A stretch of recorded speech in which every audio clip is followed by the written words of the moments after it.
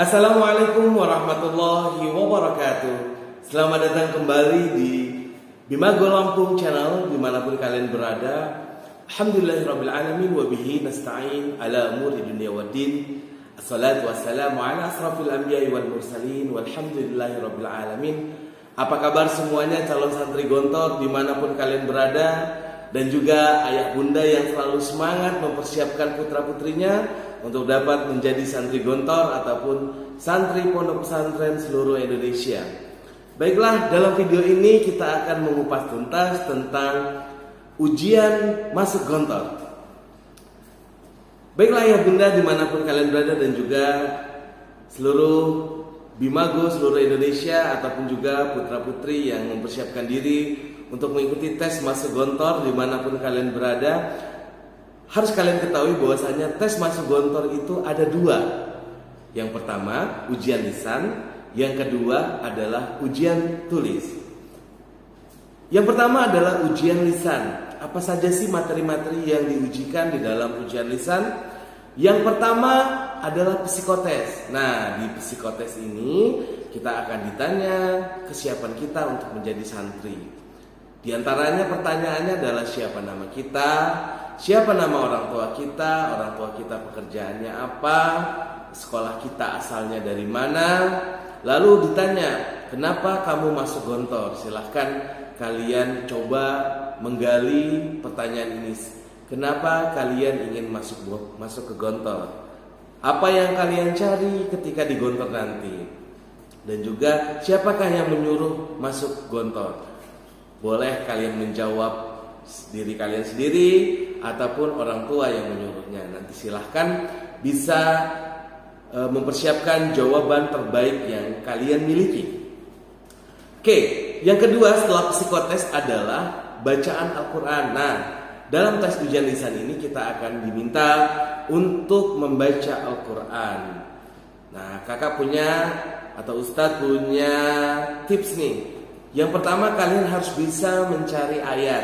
Di Al-Quran itu kan ada daftar isi. Ya, jadi ketika nanti dites, silahkan Ananda membuka surat Al-Kahfi. Kalian tahu tempatnya di mana, halaman berapa, atau diminta suruh membacakan surat Al-Anfal. Oke, kalian bisa mencarinya di daftar isi Al-Quran. Jadi mulai saat ini silahkan kalian membiasakan diri untuk mencari ayat di dalam Al-Quran, sehingga ketika ujian nanti kalian tidak bingung. Sampai-sampai bingungnya menanyakan, Ustadz halamannya berapa, Ustadz juz berapa, Ustadz ini ayat keberapa, Ustadz ini surat keberapa. Nah, biasakan mulai saat ini kalian sudah biasa mencari nama ayat di dalam Al-Quran, nama surat di dalam Al-Quran, sehingga nanti ketika ujian kalian mudah mencarinya. Kalian sudah bisa membaca atau melihat atau mencari halaman di daftar isi Al-Quran. Oke, setelah itu kalian akan diminta untuk membaca Al-Quran. Nah, ketika membaca Al-Quran ini, kalau kalian memiliki kemampuan untuk mengaji dengan lagu, itu sangat baik sekali. Namun, kalau kalian tidak bisa mengaji dengan irama ataupun dengan lagu, maka mengaji biasa murattal itu lebih baik. Oke, ketika membaca Al-Quran ini usahakan membacanya yang keras, yang baik, sehingga pengujinya bisa mendengar apa yang kamu baca. Yang kedua, bacaan Al-Quranmu harus sesuai dengan tajwid yang kamu pelajari. Nah, kalau belum tahu tentang tajwid, silahkan Ananda atau ayah bunda bisa menghubungi Bimago dimanapun kita berada. Kebetulan saya adalah salah satu tutor di Bimago Lampung. Kita nanti bisa bertemu, menghubungi saya di nomor di deskripsi ada, ataupun bisa datang ke sekretariat kami di Jalan Pulau Antasari, Ruko Bakso Soni 2, lantai 2, Bandar Lampung. Nah, ketika membaca Al-Quran ini, kalian harus membacanya dengan baik, dengan keras, dan juga sesuai dengan tajwidnya. Oke, setelah kalian membaca Al-Quran ini, tes berikutnya apa sih? Nah, kalian akan ditanya tentang praktek ibadah sehari-hari. Praktek ibadah sehari-hari apa aja nih yang sering ditanya? Yang pertama, tata cara sholat. mulai dari niat sampai salam. Kalian harus lancar dan juga tidak salah. Oke, bisa menggunakan apa yang kalian tahu selama di sekolah. Karena di Gontor itu tidak NU, tidak Muhammadiyah, tidak Persis dan tidak yang lain-lainnya, karena dia berdiri di atas untuk semua golongan. Silakan misalnya biasa menggunakan doa iftitahnya Allahumma ba'id baini, boleh pakai itu, atau menggunakan Allahu Akbar kabira walhamdulillah katsira dan seterusnya, silahkan menggunakan itu. Nah, jadi tidak ada pengecualian. Silahkan kalian menghafalkan doa sesuai yang kalian pelajari di sekolah. Nah, praktek apa lagi nih selain praktek sholat?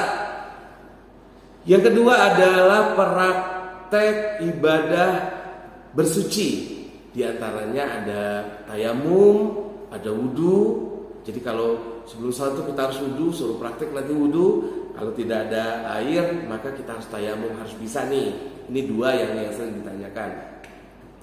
Oke, yang ketiga adalah tentang praktek ibadah sujud. Nah, sujud ini kan ada macam-macam, ada sujud sahwi, sujud tilawah, sujud syukur. Silahkan kalian bisa mempersiapkan diri. Oke, selain praktek ibadah, apalagi yang akan ditanyakan di ujian lisan, yaitu doa sehari-hari. Doa sehari-hari itu apa saja? Mulai dari sebelum tidur, bangun tidur, mau makan, sudah makan, masuk kamar mandi, keluar kamar mandi, masuk masjid, keluar masjid. Jadi doa sehari-hari yang umum kita pakai.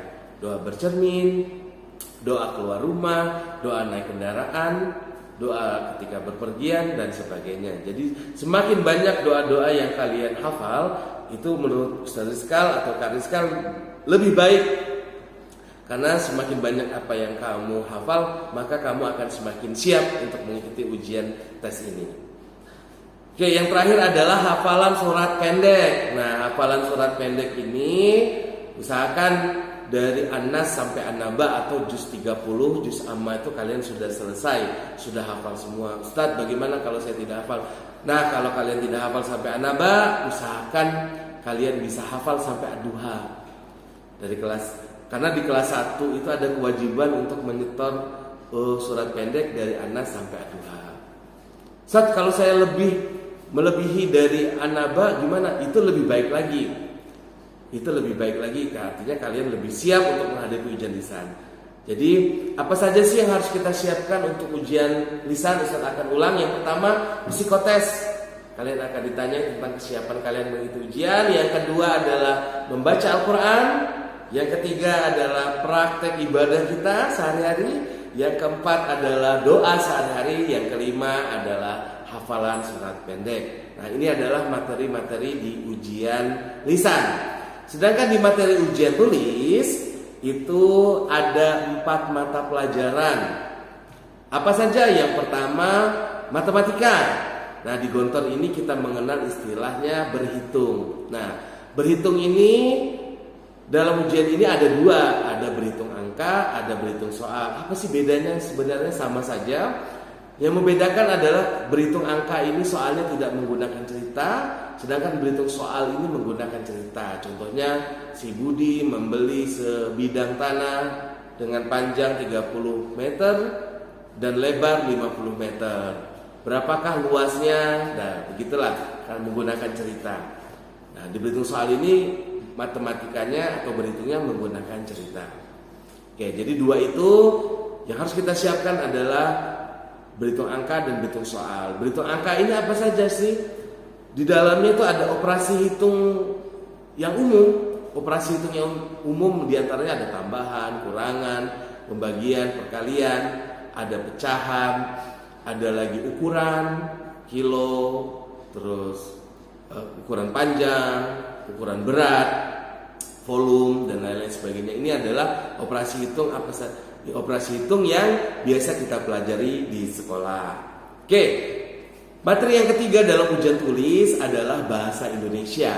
Bahasa Indonesia ini kalian bisa mempelajari tentang kata, tentang kalimat, tentang peribahasa, tentang sinonim, tentang antonim, dan juga tentang singkatan atau kepanjangan, misalnya kepanjangan dari MPR, DPR, dan lain-lain sebagainya. Ini adalah materi bahasa Indonesia.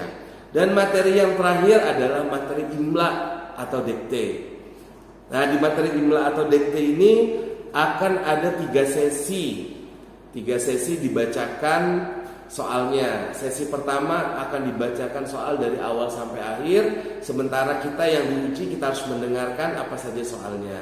Sesi kedua akan dibaca part per part, bagian per bagiannya. Ada yang dibaca 1 kali, ada yang dibaca 2 kali, ada yang dibaca 3 kali. Biasanya sang pembaca akan memberi isyarat uktubu atau tulislah. Nah, setelah kalian mendengar isyarat ini, kalian boleh menulis. Nah, di sesi yang ketiga akan dibaca kembali soal dari awal sampai akhir.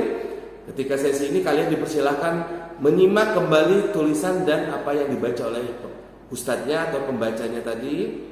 Dilihat kalau kurang hamzah ditambah hamzah, kurang titik ditambah titik, kurang harokat ditambah harokat, atau ada yang kemungkinan salah menurut kalian ketika itu, silahkan langsung diganti.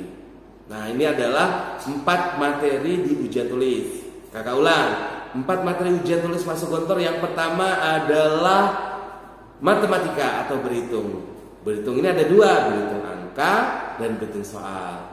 Nah, yang ketiga adalah bahasa Indonesia, dan yang keempat adalah imla atau dikte dalam bahasa Arab. Oke, ayah bunda, terima kasih untuk menyaksikan video ini. Selamat belajar dimanapun kalian berada, anak-anakku sekalian. Dan apabila ayah bunda dan juga anak-anak sekalian yang ingin belajar kembali, alangkah baiknya bisa mengundang guru ke rumah. Bisa mengundang guru ke rumah, kebetulan kenal, ada tetangganya, saudaranya, temannya yang alumni Gontor, bisa diundang ke rumah untuk mengajari putra-putrinya, ataupun datang ke sekretariat Bimagus tempat. Kebetulan Anda di Jogja, silahkan searching di internet ataupun mendapatkan informasi tentang bimbingan masuk Gontor yang ada di Jogja. Kebetulan Anda di Lampung, alhamdulillah dekat saya, berarti silahkan datang ke sekretariat kami di Bimagul, Provinsi Lampung, Jalan Pulau Antasari, Ruko Bakso Soni 2, lantai 2. Bisa bertemu dengan admin di sana dan tanyakan bagaimana program yang ditawarkan dan juga berapa biayanya. Insya Allah nggak mahal karena di Gontor ini semuanya murah. Oke, baiklah, terima kasih untuk menyaksikan video ini. Mohon maaf apabila ada salah kata dan salah ucap. Pada Allah saya mohon ampun. Jika para penonton mendapatkan manfaat dari video ini, kami minta selalu dukungannya untuk memberikan like, komen, dan subscribe. Terima kasih. Billahi taufiq wal hidayah.